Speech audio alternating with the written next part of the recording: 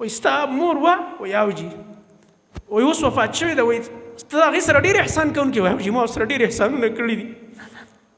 وایي ما ته نبي صلی الله علیه وسلم ستا په باره کې مونږ صحابو ته ویلي وو چې که دا سړی راشي د ده اویس نوم دی دی به په داسې یو ډله کې راځي او دا به د مراد قبیلي او بیا به د قرني اویس قرني نو ده ته ووایي چې تاسو ته د بخښنې دعا وغواړي نو لهذا ما نه دعا وغواړه چې الله ما ته بخښنه وکړي د الله نبي یو ځل وفرمایل تاسو ته به یو سړی راځي دا سړی د الله د نبي په ژوند کې پیدا و غوښتل یم چې د الله د نبي ملاقات ته لاړ شي خو مور یې وه په کور کې الله اکبر او مور یې بوډۍ وه او د خدمت یې څوک نه و نو د مور د خدمت د لاسه د نبي علیه السلام خواته حاضر نه شو کني صحابي شوی به وی خو دې ته مو ګوره که نه چې الله ولا مرتبه دومره ورکړه دې تابعي نبي علیه السلام یې ونه لیدو خو د الله نبي په وحي سره وفرمایل ستاسو خواته به یو کس راځي هغه به چې کوم دی د یمني او هغه به د مراد قبیلي او په مراد کې به د قرن قبیلي د قرن شاخ به اویس قرني یاد کړی اویس قرني رحمت الله علیه یو تابعي تېر شوی نیک سړی بعضې خلکو د هغه باره کې د دروغو قیسې هم جوړې کړي د دروغو قیسې ما اوره چې اویس قرني دا چلو کو دا چلو کو بعضې خلک پکې د هغه باره کې قیسه کوي څوک یې د بل چا باره کې هم کوي چې یاره هغه واورېده چې نبي علیه السلام په احد کې غاښونه شهیدان شو وایي هغه چورګه چې دا به که دا به که دا به وایي ټول غاښونه یې ځان نه ویسته دا د دروغو خبرې دي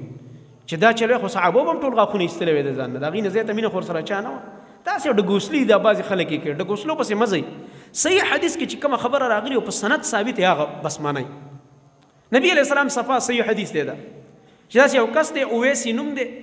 او د هغه په بدن برګې و د ده برګې به ختم شوي د ټول بدن نه خو د یو درهم د روپۍ په اندازه یو ځای به خالي د ده په بدن باندې یو ټاکې به اخري پاتې اخري یو ټاکې به د ده په بدن د برګي پاتې که دا سړی چېرته ستاسو خواته راغو صحابو ته وایي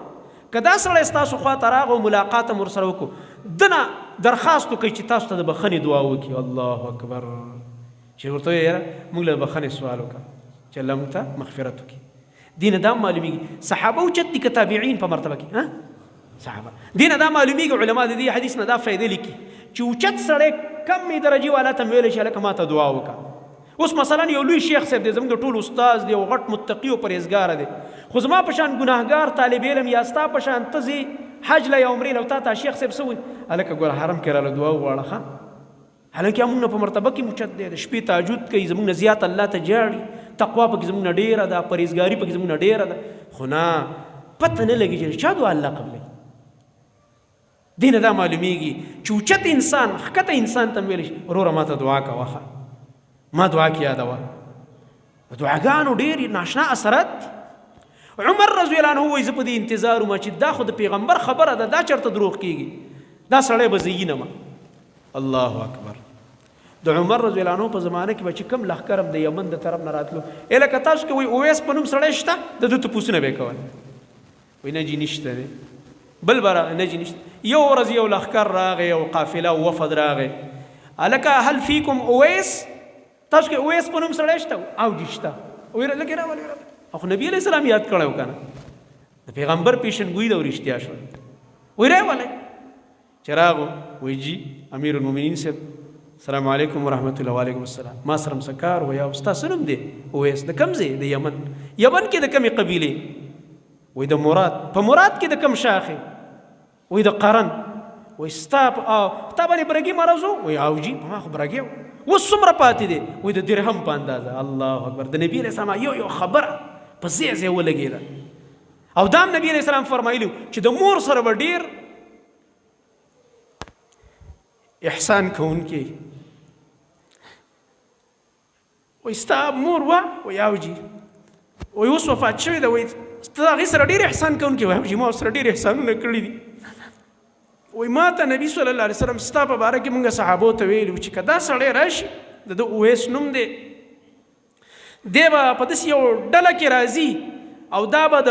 مراد قبیلي او بیا به د قرني اویس قرني نو ده ته ووایي چې تاسو ته د بخښنې دعا وغواړي نو لهذا ما نه دعا وغواړه چې الله ما ته بخښنه وکړي هغه د الله نه دعا وغوښتله دا د رسول الله صلی الله علیه وسلم یو پیشنګویي وه او الله سبحانه وتعالی پوره کړله داسې چې نبي صلی الله علیه وسلم هره پیشنګویي فرمایلې ده د زبان مبارک نه کومه خبره راوتې ده، صحابه کرام رضی الله عنهم فرمای هغه مونږ په دې خپلو سترګو باندې ولیدل، سوا د هغه نښونه چې د الله نبي ویلي آخري زمانه کې به راځي. آخري زمانې ته صحابه پاتې نه شو. صحابه وایي زمونږ د دور باره کې چې څه ویلي چې نږدې ده داسې به کېږي، تاسو به دا حالت وینئ، تاسو به دا و چې موږ ته کم ویلي چې تاسو به دا وینئ، دا وایي هغه ټول مونږ ولیده.